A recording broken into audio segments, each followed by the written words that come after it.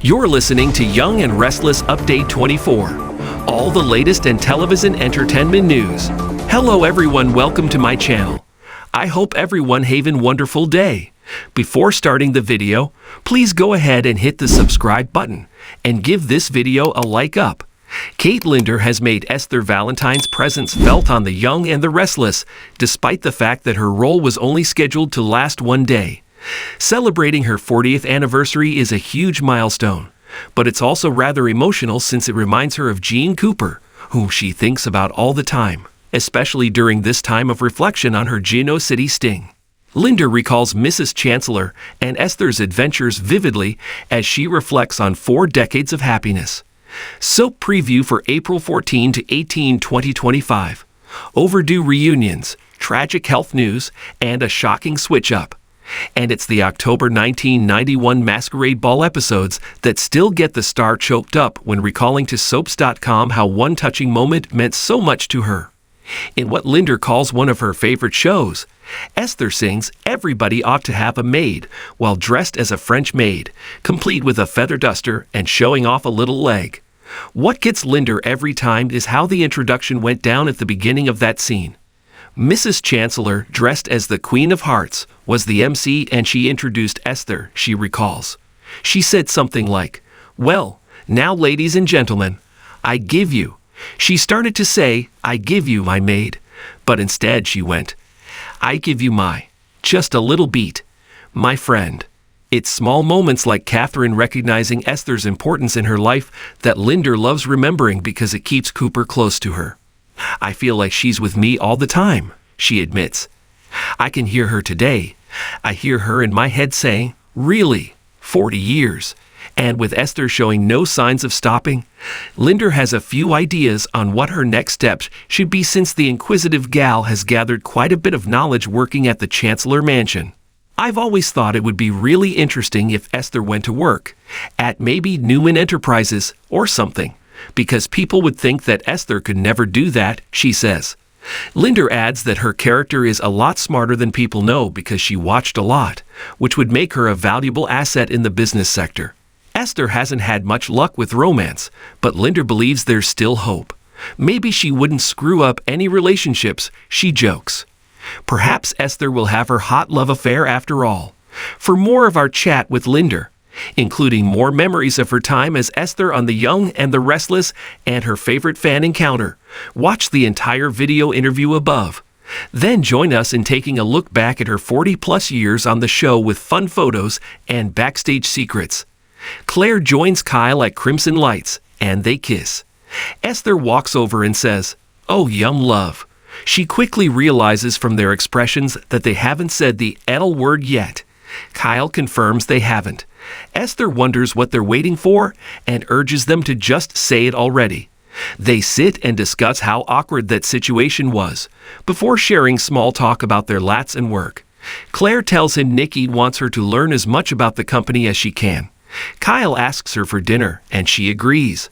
They flirt over her whipped cream, and she asks why he's in such a good mood. Tracy breaks down. Diane urges Tracy at the club to tell her about Alan. Realizing her sister-in-law is under strain, she apologizes if she went too far. Tracy says she does not want to bother her with her personal issues. Diane understands there is a problem. Tracy claims she is working through it. Diane reassures her that she may trust and confide in her. Tracy recognizes her efforts to re-establish her relationship with the family. About, he inquires. Tracy says they were talking about the restoration of the house. Diane has to go to work, so Jack decides to stay back with his sister. Once alone, Tracy tells her brother that Diane suspects something is going on with Alan. She suspects she hurt her feelings by not being willing to get into it with her. Jack says she also saw something was off with him earlier, but he didn't betray Tracy's confidence. Tracy's sorry. Jack reassures her he and Diane are just fine. Tracy says it's not about trust. It's about protecting the people she loves. Anyone who knows what he did has a target on their back. Jack can't understand Alan going after Sharon and Phyllis. Tracy doesn't know why he'd do that, but she can't risk putting anyone else in his crosshairs. This has to stay between them and Chance. Jack agrees, but warns Kyle has also picked up on the tension. Tracy feels bad for putting her brother in this position, but she won't risk the safety of their family. Jack won't risk her safety. If the worst-case scenario is true, they have to let Ashley and Diane know so they can protect themselves. It's going to be critical going forward. I hope you agree with that. Tracy agrees, but only if Alan turns out to be a threat. Tracy frets that if Alan is Martin, he's lived among them for months and knows all their habits, and it's her fault. Jack hopes Alan turns out to be the man they all think he is. Tracy realizes she hasn't told him yet that he called. It's what caused Diane to be suspicious. She starts crying. It was my Alan.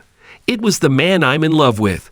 Tracy breaks down crying in Jack's arms. Hearing Alan say he misses her, and saying he loves her, Jack sighs. He has to believe, somehow, some way, this is all going to turn out for the best. He embraces her. Nate updates Audra. At Nate's place, Audra asks Nate how Amy is doing. He says she's resting. The new treatment did her in.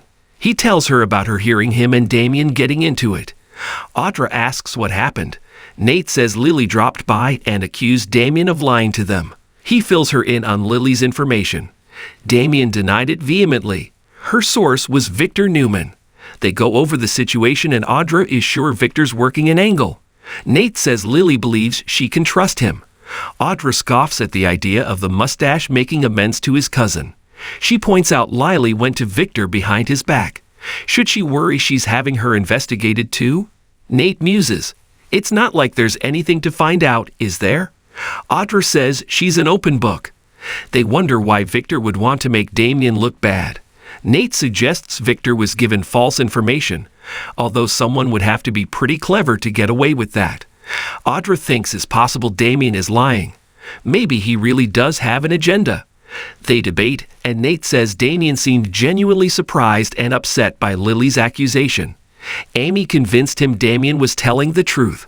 Her son never flinched and looked her dead in the eye. He watched Damien work hard to let go of the anger and hurt. That's the man he trusts. He hates that the accusations could throw a wrench into the progress that's been made. Audra can understand Nate being frustrated about Lily causing this tension, but she's protecting the family. Nate's afraid Damien will bolt if they keep pushing him. Audra asks her boyfriend to be careful. I don't want to see you get hurt.